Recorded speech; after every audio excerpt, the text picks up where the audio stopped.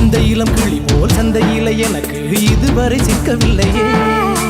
என் அழகு ரசிக்க என் நெருப்பை அணைக்க இளைஞனும் கிட்டவில்லையே.